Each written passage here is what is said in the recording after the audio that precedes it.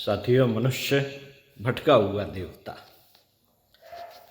पुस्तक मानव जीवन की गरिमा पृष्ठ 4 से आपको पढ़कर सुनाते हैं। आइए सुनते हैं।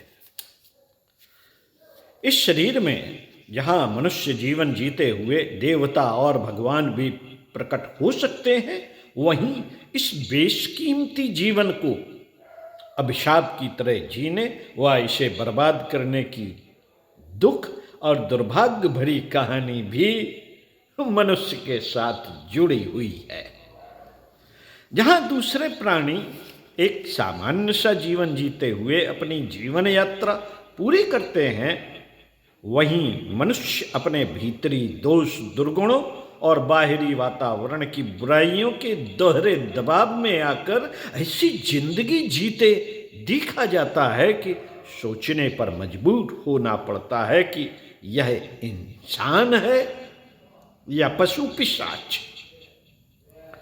जन्म लेते ही मनुष्य शिशु रूप में भगवान की तरह निर्मल, निश्चल और निस्वार्थ होता है, किंतु माता पिता की लापरवाही, गलत पढ़ाई लिखाई, बुरी संगत और बिगड़े समाज के दोष भरे वातावरण की लपेट में आकर आमतौर पर वह बिगड़ने लगता है और अपने असली स्वरूप से भटक जाता है। इस तरह मनुष्य को एक भटका हुआ देवता भी कहें तो गलत नहीं होगा। मनुष्य को भगवान ने कार्य करने के लिए इतना बढ़िया हाथ, सोचने के लिए इतना तेज दिमाग दिया है और पर्याप्त समय भी दिया है। यदि वह चाहे तो इन सब का ठीक ठीक उपयोग करते हुए अपने जीवन का सुख सौभाग्य अनुभव कर सकता है, किंतु बहुत सारे मनुष्य अपने हाथ, पैर और दिमाग का ठीक ढंग से इस्तेमाल नहीं कर सकते।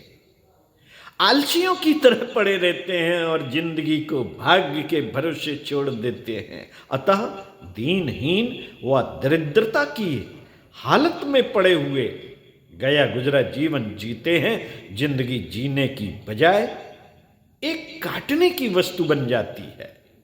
आलसी कीड़े मकोड़े की तरह जिंदगी को किसी तरह ढोते फुरते हैं और दुख कष्ट में दूसरों के या फिर भगवान को कोसते रहते हैं।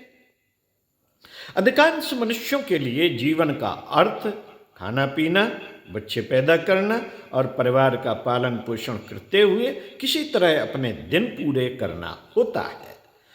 पशुओं की तरह छोटे से दायरे के बाहर इनको न कुछ दिखाई देता है और न ही कुछ सूझ पड़ता है। किसी से सहानुभूति भी नहीं प्रकट कर पाते, अतः किसी का स्नेह प्रेम भी नहीं मिल पाता।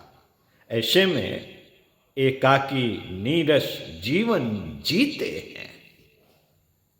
साथियों, यदि मनुष्य का स्वार्थ और अहंकार बढ़ा चढ़ा हुआ हो तो वह कई मुसीबतें खड़ी कर देता है। तब वह पशु स्तर के छोटे से दायरे को लांघकर ऐसे ऐसे कारनामे कर दिखाता है कि पशु उससे बेहतर दिखने लगता है।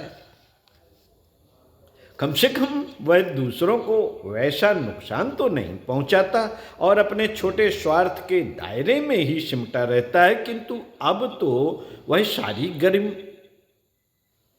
गरिमाएं, सीमाएं, मान मर्यादाएं तोड़ देता है। उसके कारनामे पिशाच स्तर के हो जाते हैं। लगता है जैसे उसके सिर पर कोई भूत सवार हो। ऐसे में वह न स्वयं चैन से रह पाता है और न ही दूसरों को सुख चैन से जीने देता है। खुद हैरान परेशान रहता है और साथ रहने वालों को भी दुख कष्ट की आग में झोंकता है और जलती अंगारे पर चलने के लिए मजबूर करता है।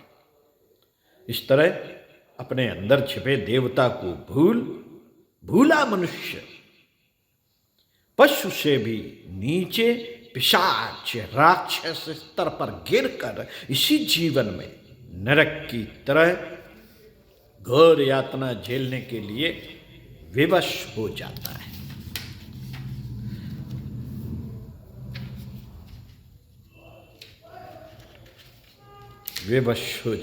साथियों, तीन भटकाव। भटका हुआ देवता है लेकिन इसके तीन भटकाव हैं। वासना, तृष्णा और अहंता। इसके बारे में आपको पढ़कर सुनाएंगे अगले वीडियो में।